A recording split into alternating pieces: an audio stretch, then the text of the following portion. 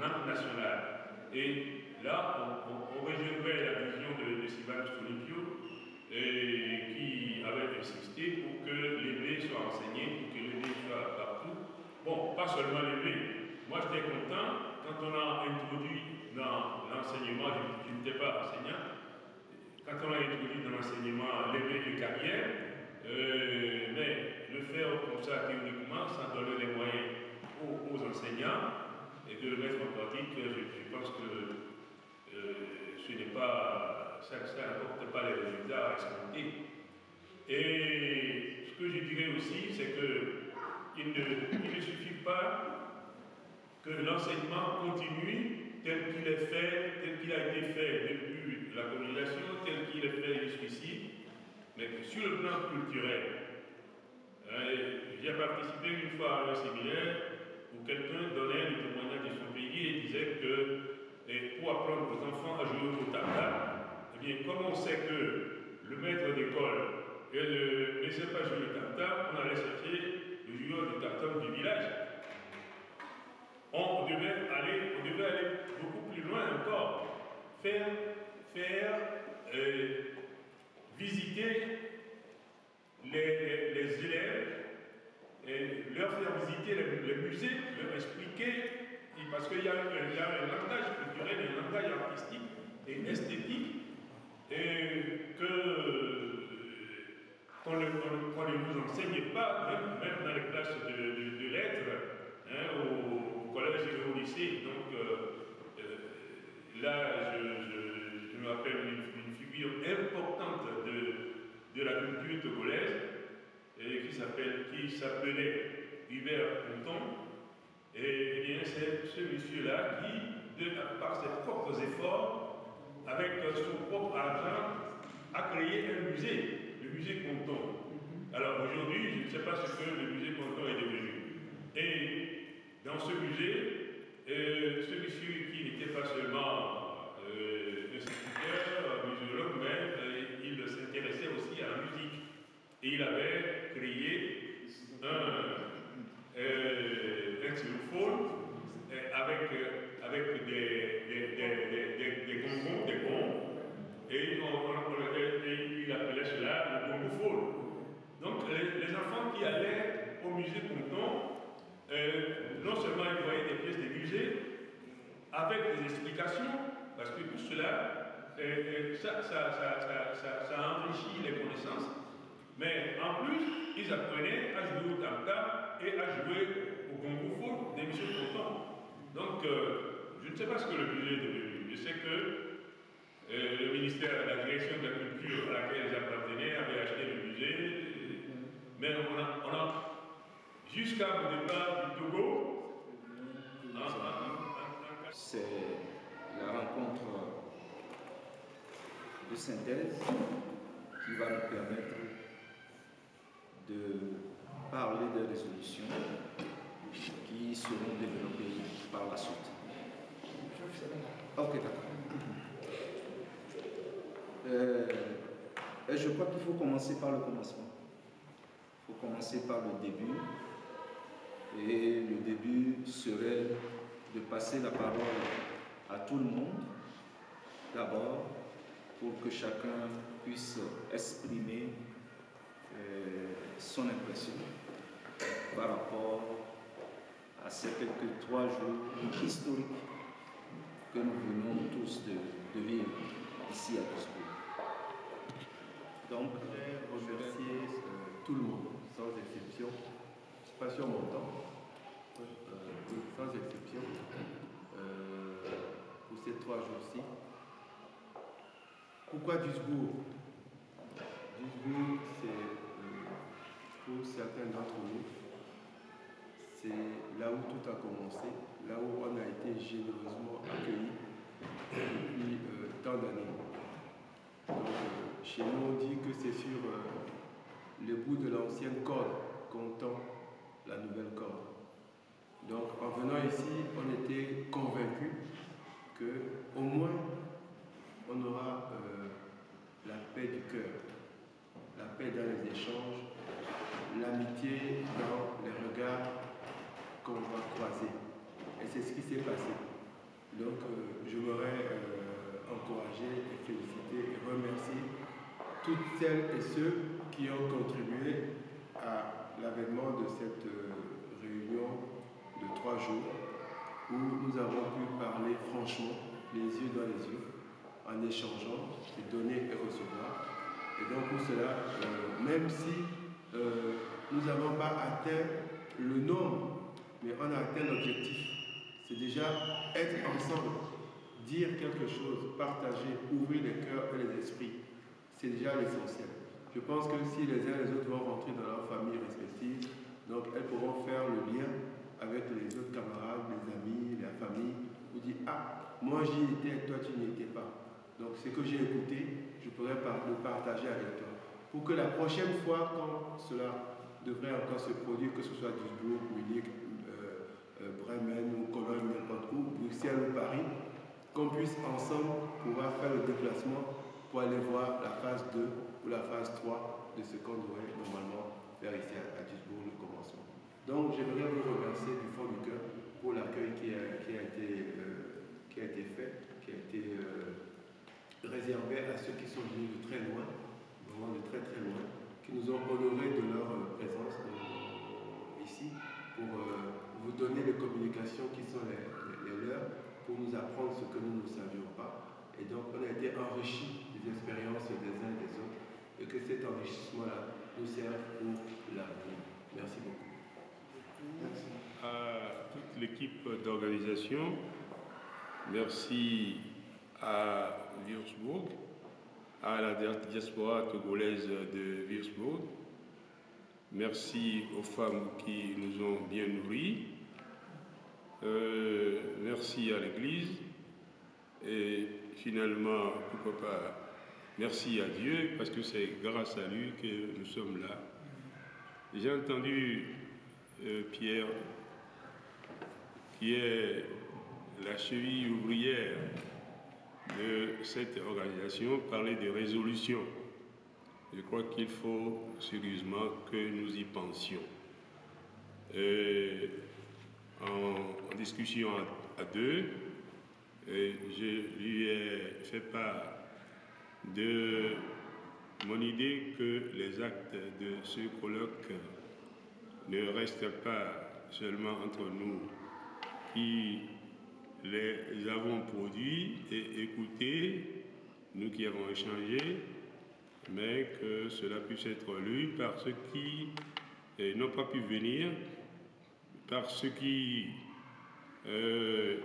boudaient, par ceux à qui ça ne disait rien, et que cette action d'aujourd'hui, cette action qui se termine aujourd'hui, soit démultipliée et puisse parvenir à tous les Togolais, non seulement de cette génération ou des générations que nous constituons, mais aux générations futures, parce que ce que Sylvanus Olympio incarne pour le Togo dépasse les générations passées et actuelles.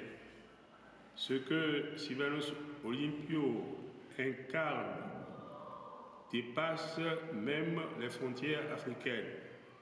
Donc, tout ce que nous avons eu à dire au cours des exposés, au cours des échanges, et même dans les discussions en petits groupes, que tout cela puisse rester.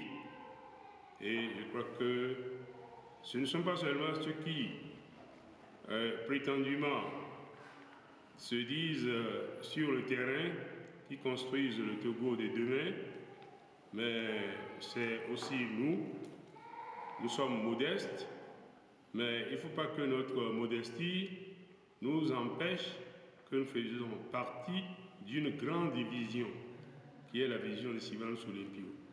Donc je reviens sur ces résolutions et sur leur portée pour aujourd'hui et pour demain. Voilà, je vous remercie. Encore une fois.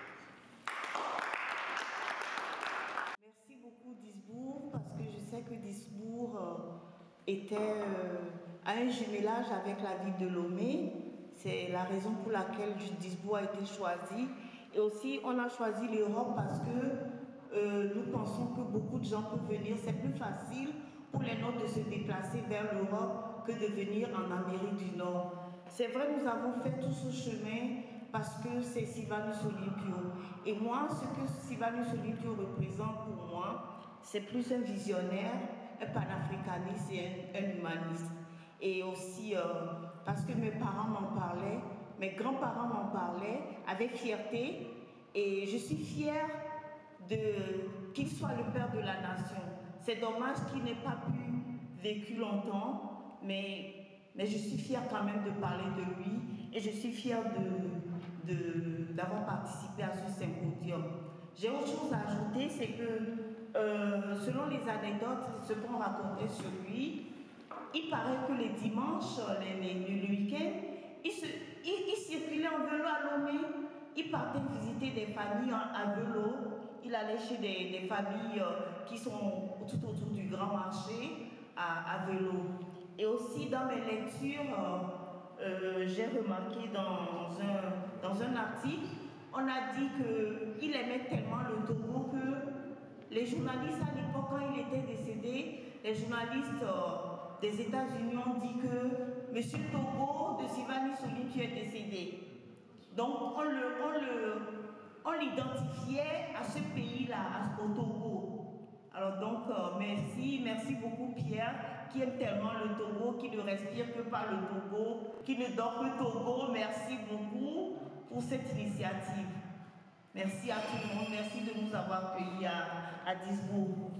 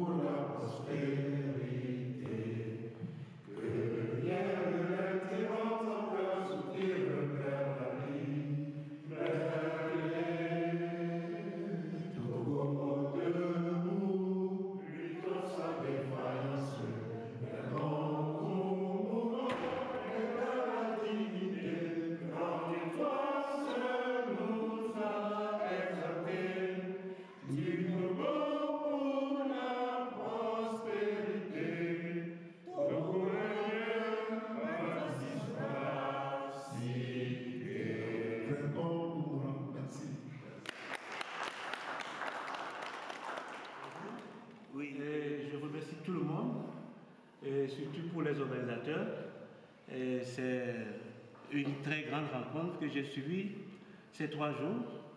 J'ai appris beaucoup de choses. Je savais un peu, mais hier, j'ai appris beaucoup aussi. Surtout par le docteur Zissou. Il nous a fait un peu la description du monument. Ça m'a fait grand plaisir. J'ai rencontré aussi des grandes personnes de notre pays et que je voyais sur les plateformes. Je l'ai vu en face et on a fait un peu de discussion. Ça m'a donné beaucoup de plaisir. Et la seule grand regret que j'ai pour ce rencontre, c'est le nombre. Et j'espère que la prochaine fois, on aura un grand nombre et ça ira très bien. Je vous souhaite un bon vent pour la prochaine fois.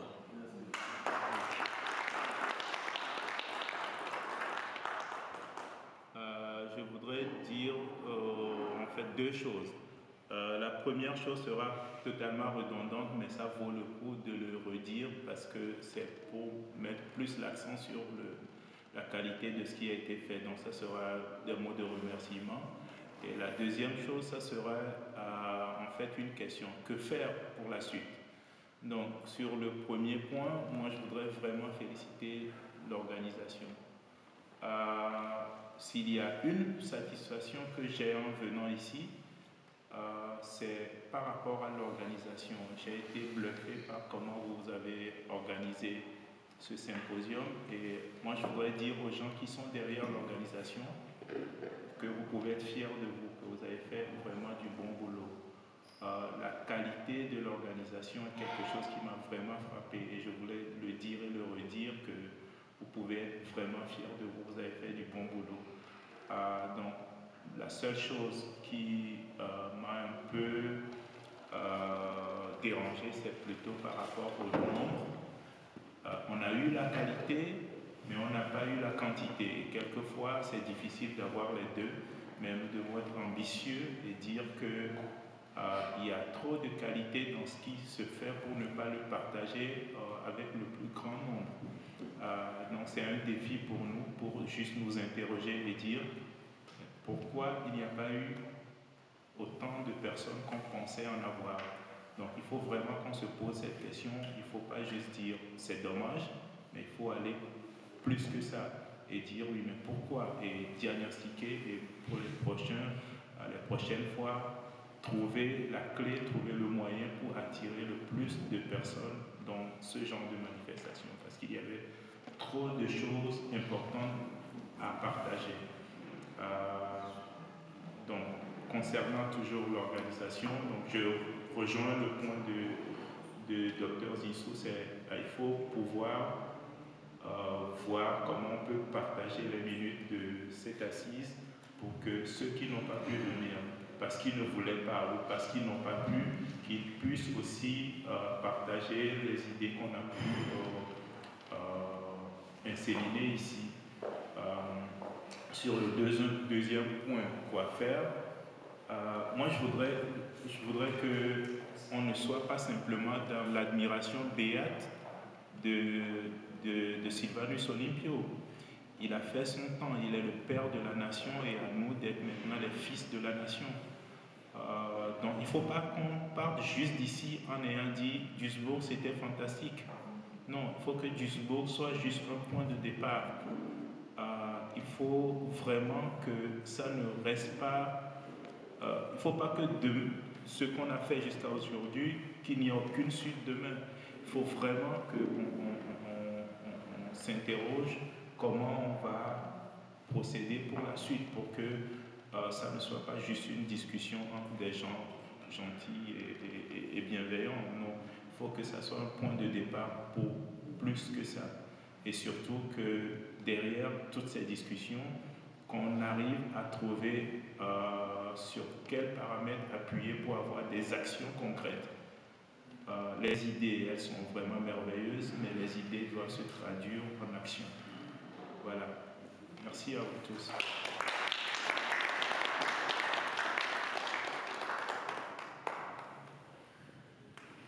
Alors, bonjour tous les amis. Je suis agréablement surpris de l'organisation. Je ne m'attendais pas.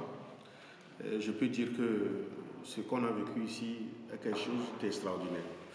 L'organisation a été parfaite et les absents eux-mêmes ne savent pas ce qu'ils ont perdu. Donc, moi, je peux dire que le problème togolais, c'est un problème de serment. Chacun doit faire un serment avec lui-même. On le dit dans chez nous, en vernaculaire, tu dois te dire, je veux le faire, je le ferai. Donc, nous sommes arrivés à un moment de la lutte où les gens pensent que, avec ce petit recul, que tout est perdu. Mais moi, je pense que le peuple ne peut pas perdre. Peut-être tout le peuple ne peut pas avoir immédiatement un résultat immédiat, mais il y a une partie du peuple qui doit résister. Donc n'écoutez pas les gens qui disent que le Togo n'aura pas une solution, que le Togo s'est perdu, que les gens sont indéboulantables. Il n'existe pas dans la nature. Il n'existe pas un groupe de gens qui peuvent dicter la loi éternellement à tout un peuple. Donc ce qui est sûr, c'est que ceux qui sont venus ici, il faut qu'ils aient l'espoir, qu'ils ne se disent pas qu'on a perdu, que ce n'est pas la peine qu'on laisse tomber. Et c'est l'opinion qui domine maintenant chez nos compatriotes. Les gens pensent que ce n'est plus la peine. Que si cette lutte qui vient d'être enclenchée depuis 1 ou 2 ans, si ça aussi aboutit à ce point, donc ce n'est même plus la peine. Alors que ce n'est pas vrai. Le problème, c'est de se dire, moi je suis là. Je ferai tout pour amener un autre. Parce que si toi tu sors, ça devient aussi un manquant. Donc nous devons nous dire que la lutte doit continuer et que cet exemple qu'on a eu ici, si dorénavant, on devait avoir une telle réunion que chacun essaie de mobiliser ses connaissances, ceux qui sont à ses côtés, pour que prochainement qu'on soit plus nombreux. Merci. Premièrement, je dois remercier le Seigneur qui nous a bénis et qui était avec nous du moment où nous avions appris que nous aurions un symposium et qui nous a conduits jusqu'à ce lieu et qui a béni aussi les organisateurs et le lieu et qui a béni même l'assise. Je tiens à remercier beaucoup le Seigneur. De deux, je dirais que c'était un jour, je ne me rappelle plus, j'avais envoyé quelque chose à Pierre et Pierre me dit, Tim, tu seras à Duisbourg. Et quand il a dit ça, j'ai dit, oui, je vais voir. Et moi, je ne connaissais pas Duisbourg avant. Je pensais que c'est au Canada.